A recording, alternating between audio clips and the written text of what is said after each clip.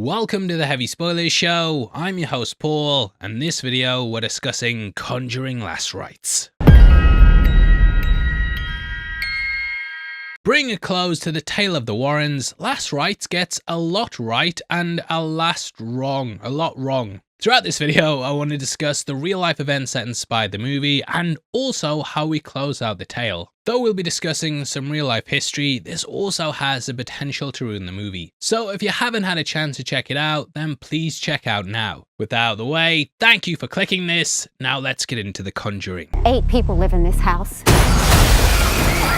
8 people have experienced this. Okay, so the movie was announced shortly after The Conjuring The Devil Made Me Do It. Said to leave things open to a sequel, Patrick Wilson and Vera Farmiga quickly signed on. Announced as the finale after The Nun 2, it now gives us the last rites before the franchise is laid to rest. Well, for now at least. There is a development on a potential second phase of movies and a streaming series for HBO Max, which we do have some theories about that I'll talk about at the end. As for this film though, it centers around the Smurl haunting, and this refers to the apparent demonic possession that happened in 1974 and 1989. Both Jack and Janet Smurl publicly stated a demon was inhabiting their home and doing all kinds of scary shit. Though both denied summoning the entity, it was thought that one of the kids may have been involved in it. Last Rites doesn't give way to either theory, and instead attributes the haunting to a mirror brought to the house by Jack Smurl's parents. Now in real life, the home was investigated by several different demonologists, members of the church, skeptics, and lastly of course the Warrens. But no one could give a concrete explanation, and it picked up lots of media attention.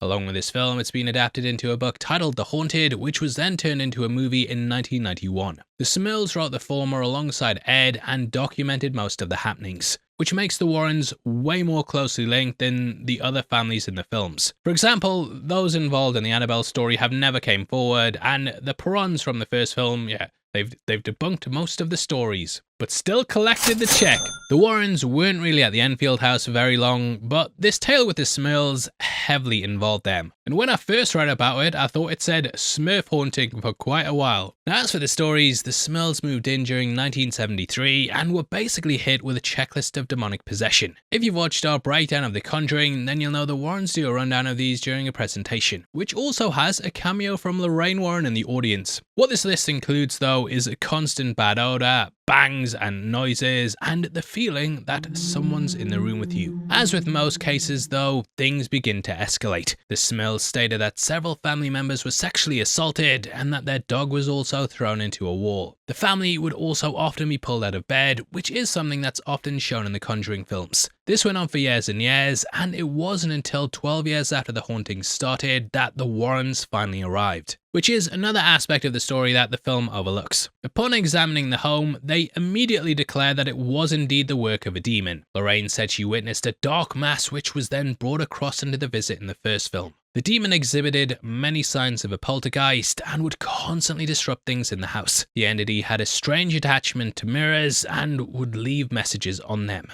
It would often shake the ones about the home as well, and once wrote, "Get out against the glass," which is a great movie recommendation. The mirror is obviously, a big thing in the movie, and it's nice that they kind of use that as a springboard since it's such a major part of the original story. On a side note, if you're looking for an absolutely incredible horror about a haunted mirror, then I highly recommend the movie Oculus. Like 80% of the movie is set in the room with a mirror, but it's absolutely incredible what they do with the concept. And definitely check it out. That is your weekend watch. Now, the reason that this story's been adapted is because of the amount that's been documented on it. Though the Enfield haunting didn't really feature the Warrens that much in real life, they spent a lot of time with the Smurls. This included recording the hauntings, which often contain knocking. It's stuff like this which is why it got turned into that original film, as they had quite a number of different pieces of evidence. Now it said that come 1986 that the family was sick of the media whirlwind. This was about the time they were working on the book and they were constantly met with attention. Be it from the church, media or skeptics or people looking to visit the house for themselves, the flow of traffic was pretty frantic. To make matters worse, a lot of people were dragging their names through the mud.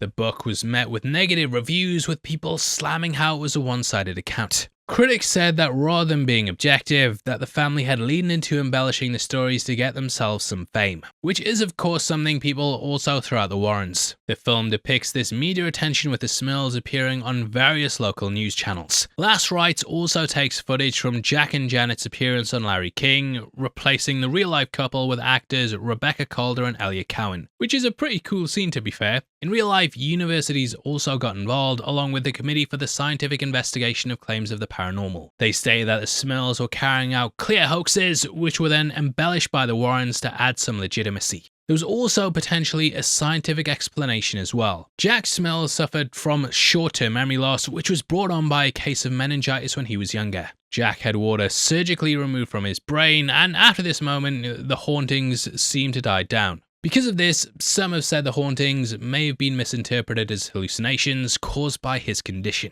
This is also thought to explain why the hauntings kept happening after several exorcisms. Now, the Smurls said that the demon often avoided the titular Last Rites because it would move in between the house and the home beside it. Skeptics have said though that due to the meningitis not being treated, that's why it remained. Ultimately, in the end, it said the demon disappeared due to intense prayer. This occurred in 1986 with Reverend Joseph Adonizo stating that things returned to normal right after this. However, Janet Smurl still stated that they would often hear knocking in the night. Eventually, the Smurl family moved out, and the new owners have said they haven't witnessed anything strange. As for the movie, well, just like every episode of The Flash, they resolved the haunting with love. As the opening flashback establishes, this possessed mirror was the Warrens' first ever case. But when the demon overpowered Lorraine, it sent her into a traumatic labor and she gave birth to their daughter Judy. The Warrens then run away and never looked back. This leaves the still haunted mirror out in the wild though. Through the magic of a Hollywood MacGuffin, it ends up in the Smurl house, connecting their first case to their last. After Judy's new fiancé Tony is able to get the Smurl family out of the house, it's then up to Ed, Lorraine and Judy to save the day, which is what they do, and they do it by touching the mirror. It's a symbolic moment of family unity and love, and in the end, this overpowers the demon. It's a little cheesy, I'll be honest, but for sheer spectacle, I think it works in terms of a film. The Conjuring franchise has always taken creative license with the Warrens' real-life cases, but this might be their most extreme example yet. Whilst in reality, the Smurl haunting had been going on for years before Ed and Lorraine became involved, Last Rites works hard to tie the Warrens and Smurl families together from the start. The demon had even been hanging over Judy her entire life. It's only when Lorraine sees the same parental concern from Jack and Janet that the Hollywood Warrens decide to get involved. It's just one example of how Last Rites struggles to say goodbye to its leads. In fact, saving the Smurl family isn't even the end of the film. Get ready for the Avengers Endgame moment. After saving the Smurl family, it's back to everyday life as Judy Warren and fiancé Tony tie the knot. And just like that, Tony Stark funeral. The guest list for the wedding is a who's who of Conjuring cameos. Reaching right back to the beginning of the franchise, Frances O'Connor and Madison Wolfe return as Peggy and Janet Hodgson. Even OG director James Wan and franchise producer Peter Safran turn up to the event. But even this happily ever after moment isn't the end for Last Rites. The true ending puts the focus back on Ed and Lorraine as they share a tender moment at the wedding reception. Lorraine tells Ed about a vision where she saw the rest of their lives together. It culminates in one of the Conjuring's traditional captions, which explains how the real Warrens lived out their final days. Is it overly romantic? Yeah, sure, but will it please die-hard fans of Patrick Wilson and Vera Farmiga's version of Ed and Lorraine? Absolutely. I know they've been teasing Ed's death for a while in most of these films, with Lorraine getting constant visions of her husband dying. However, I think showing them focused on enjoying the time they have left is probably a more positive way to end the franchise. Now, as earlier, we discussed the universe is continuing in other ways, and there is a potential that they might go the route with Judy. She's obviously heavily involved with the cases as well at this point, and has had that demon hanging over her for most of her life. So she's very close to it, and even Annabelle was after her. Like, everyone was after her. Weren't you, Annabelle? Yeah, I was after her. Yeah, I remember seeing that movie. So yeah, they could continue that with Judy, but in real life, that wasn't really what happened. However, we have seen them make up their own stories with like Annabelle and the Nun, so they may end up doing that with Judy and her husband. And they could be like the next generation of Ed and Lorraine and basically fit those archetypes of a couple demonologist demon hunter, ghost disprovers, possession killers thing. That's a job title. Anyway, that wraps up the video, and huge shout out to Neil Vag from Get You Comic Con for all his research on this video and for helping us separate fact from fiction. Yes, I've still got conjunctivitis. I'm sorry guys, I'm very ill at the moment. It asked for Conjuring and I got conjunctivitis.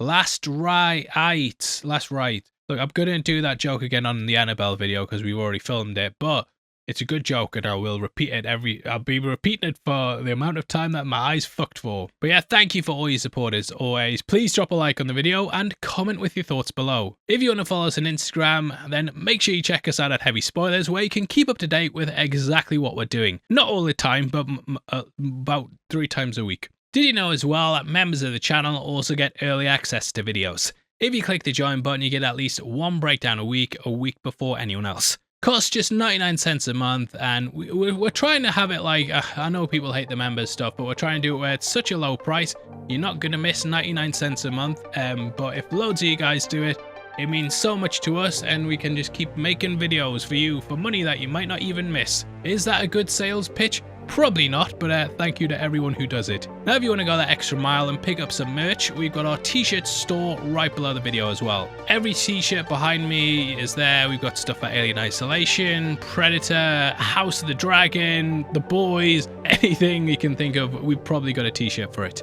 If you buy 3, you get 20% off as well. And if you want something else to watch, we've got a breakdown of the original Conjuring on screen right now. We're going to be going back through the series. Like I said, I've just filmed Annabelle. We've got the Conjuring 2 coming very, very soon. And hopefully if you guys like this video, you'll go over there because we point out loads of things that you might have missed and go way, way deep on the movie. Out of the way though, huge thank you for sticking through this video. I've been your host, Paul. You've been the best, and I'll see you next time. Take care. Peace.